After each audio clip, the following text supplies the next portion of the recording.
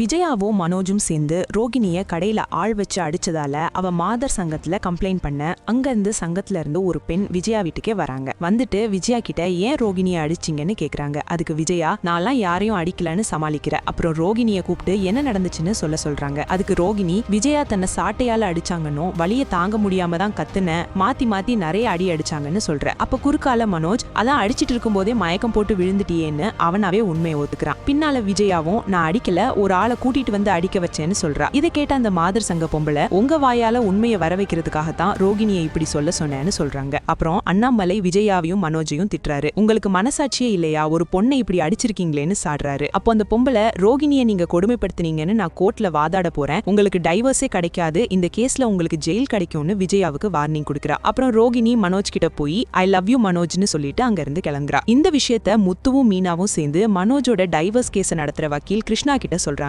அவரு அவ்வளவுதான், அவங்க அம்மாவுக்கு அறிவே இல்லையா, இப்படி போய் மாட்டிருக்காங்க, இனிமே டைவர்ஸ் கிடைக்கிறது கஷ்டம்னு சொல்றாரு. இன்னொரு பக்கம் விஜயா சிந்தாமணியோட பேச பார்வதி வீட்டுக்கு போறா. அங்க போய் ரோகிணியை அடிச்ச சமாச்சாரத்தை சொல்லிட்டு இதுல இருந்து தப்பிக்க என்ன பண்ணலான்னு சிந்தாமணி கிட்ட கேக்குறா. அதுக்கு சிந்தாமணி அந்த மாதர் சங்க பொம்பளைய நல்லா பேசி வர சொல்லுங்க, அவங்களுக்கு பணம் கொடுத்து சமாளிச்சிடலான்னு சொல்றாங்க. எவ்வளோ 10,000 20,000 விஜயா கேட்க அதுக்கு சிந்தாமணி இந்த சின்ன காசையெல்லாம் அவங்க வாங்க மாட்டாங்க, அவங்களுக்கு 1 லட்சம் கொடுக்கணும்னு சொல்ல அவ்வளோ பெரிய தொகைக்கு நான் எங்க போவேன்னு விஜயா கேக்குறா. அப்புறம் பார்வதியிடம் பணம் கேக்குறா. இது மாதிரி லஞ்சம் கொடுக்கறதுக்கு நான் உதவ மாட்டேன்னு சொல்லிடுறா. உடனே சிந்தாமணி நான் அந்த பணத்தை ரெடி பண்ணி தரேன்னு சொல்றா. இதன் பின் பணத்தை ரெடி பண்ணிட்டு ஸ்ருதியோட ரெஸ்டாரண்ட்டுக்கு அந்த மாதர் சங்க பொம்பளைய வர வச்சு பேசும் விஜயா அவங்க கிட்ட ரோகிணி பண்ண ஃப்ராட் வேலைகளை சொல்ல பாக்குறா. அவங்க அதுக்கு அசையாததால தன்னோட பையில இருந்து பணத்தை எடுத்து அந்த மாதர் சங்க பொம்பளையோட பையில வைக்கிறா விஜயா. இத அவ விஜயாவுக்கே தெரியாம வீடியோ எடுத்துடுறாங்க. இதோட இன்னைக்கோட எபிசோட் முடிஞ்சது. நிறையவே லஞ்சம் கொடுக்க முயற்சி செஞ்சதுக்காக விஜயா கைதாக வாய்ப்பு இருக்கு. அது நடக்குமான்னு இனிமே வர எபிசோட்ல பாக்கலாம்.